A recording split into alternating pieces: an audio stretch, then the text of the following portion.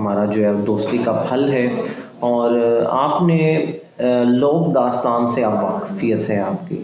شفیع عقیل جو ہیں، جن کا اصل نام محمد شفیع ہے، اور آپ نے ان کا ایک سبق پڑھا تھا پنجابی لوک داستانوں میں سے چغل خور، میٹرک میں پڑھا ہے نا سب نے؟ تو جی جناب، تو سب سے پہلے یہ کہ لوک داستان کیا ہوتا ہے، کیا لوک داستان کسے کہتے ہیں؟ یہ ایک ایسی کہانی ہوتی ہے جو سینہ بہ سینہ چلتی ہے اور اخلاقیات ہمیں سکھاتی ہے، اور اس کے مصنف کا کوئی پتہ نہیں ہوتا۔ لٹریچر میں اردو، بلوچی، سندھی، ہر زبان کے اندر جو ہے اس کی جو ہے وہ کہانیاں ہوتی ہیں، بچوں کو سنائی جاتی ہیں، اس سے جو ہے سبق آموز کہانی ہوتی ہے، اور اس کی خاص چیز یہ ہوتی ہے کہ یہ سینہ بہ سینہ جو ہے وہ چلتی ہے۔ شفیع عقیل 1930 میں پیدا ہوئے، 7 ستمبر 2013 کو انتقال کر گئے۔ اس سبق کی خاصیت، یہ جو کہانی ہم پڑھنے جا رہے ہیں، اس میں بورڈ پوائنٹ آف ویو سے چونکہ اسمارٹ سلیبس میں بھی شامل کی گئی ہے، اور اس میں جو ہے وہ خلاصہ آنے کے بھی چانس جو ہے وہ زیادہ ہوتے ہیں۔ 2011-2014 میں لاہور بورڈ میں اس کا خلاصہ جو ہے وہ آ بھی چکا ہے، اور اس سبق کی ایکسرسائز کا سوال نمبر 2 بھی اسی پر مشتمل ہے۔ تو یقیناً آپ سب نے کتابیں سامنے رکھ لی ہوں گی، تو آئیے اس کہانی کا آغاز کرتے ہیں، جس کا عنوان ہے دوستی کا پھل۔ کسی جنگل میں ایک کبوتر اور کبوتری رہتے تھے۔ ایک بڑے سے درخت پر ان کا گھونسلہ تھا، اور اس میں وہ دونوں امن چین کی زندگی بسر کر رہے تھے۔ آپ نے دیکھنا ہے کہ یہ بالکل اسی 9th کلاس کی طرح جو ہے وہ کہانیاں ہیں، جو اخلاقی کہانیاں ہوتی ہیں۔ اس میں جانوروں، پرندوں کا ذکر کر کے ہمیں بہت سی باتیں جو ہے وہ سمجھائی جا رہی ہیں۔ مین عنوان جو ہے وہ یہی ہے، دوستی کا پھل۔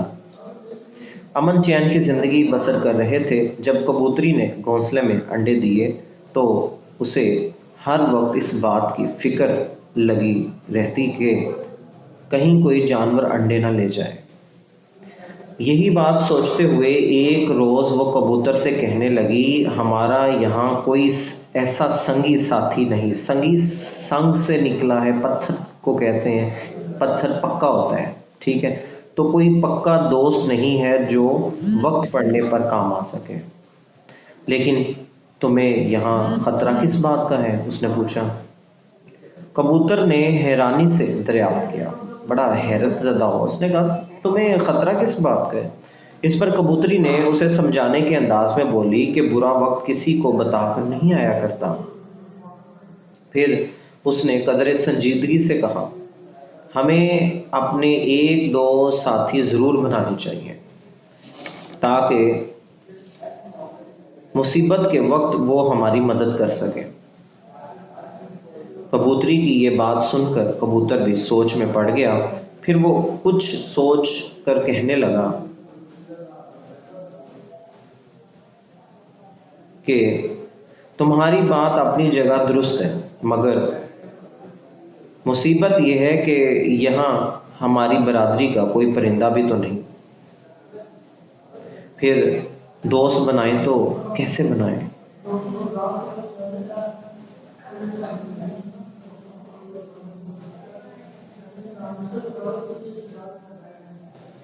یہ بیٹا کون ہے؟ زینب دعا۔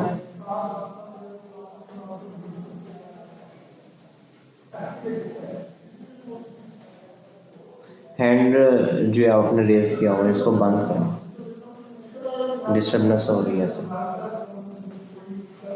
جب آپ سے کہا جائے، کوئی چیز پوچھی جائے، تب آپ نے ہینڈ ریز کرنا ہے۔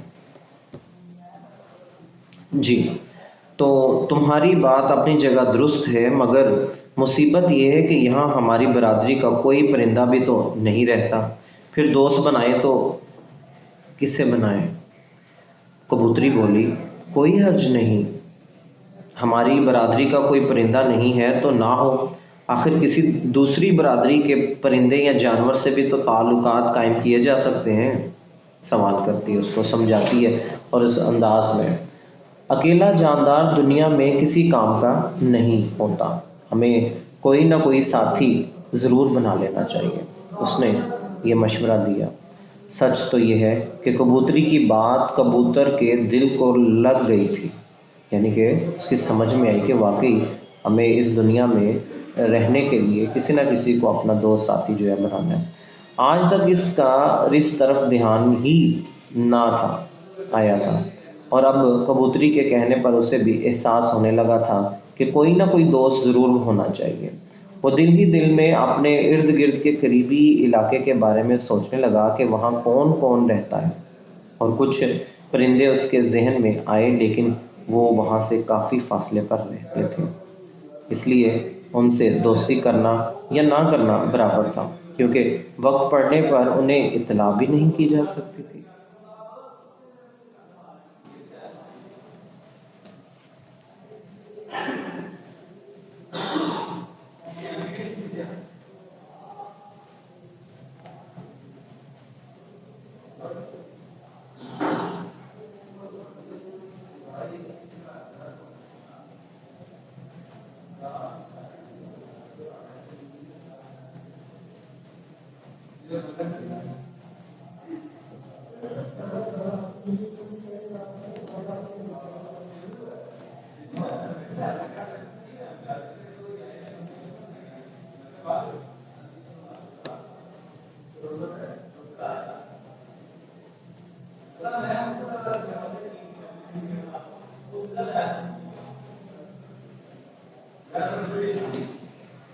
چلیں، جس کو میں نے ریموو کیا اس کو پتہ چل جائے گا، اور کیوں کیا وہ بھی بتا دیا۔ ابھی کچھ دیر پہلے میں نے آپ سے کہا تھا کہ ہینڈ ریز تب کرنا ہے جب میں آپ سے کہوں، بلا وجہ آپشنس پہ نہ کریں۔ اس کا مطلب یہ ہوتا ہے کہ آپ کی توجہ جو میں پڑھا رہا ہوں وہاں پر نہیں ہے، ٹھیک ہے؟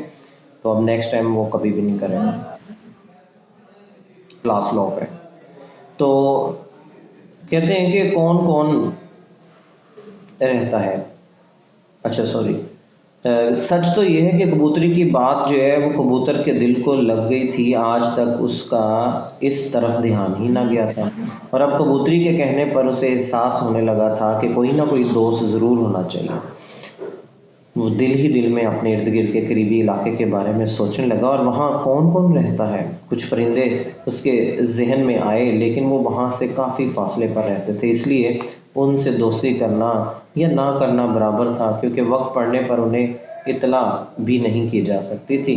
سوچتے سوچتے کبوتر کو خیال آیا کہ جہاں وہ رہتے ہیں اس سے ذرا آگے ایک دوسرے درخت پر گدھوں کا ایک جوڑا رہتا ہے۔ اس نے کبوتری سے کہا، گدھ ایک پرندہ ہے جو مردار کھاتا ہے، اب خود شکار نہیں کرتا، اس میں کوئی بھی شاہین کے برعکس ہے، ٹھیک ہے؟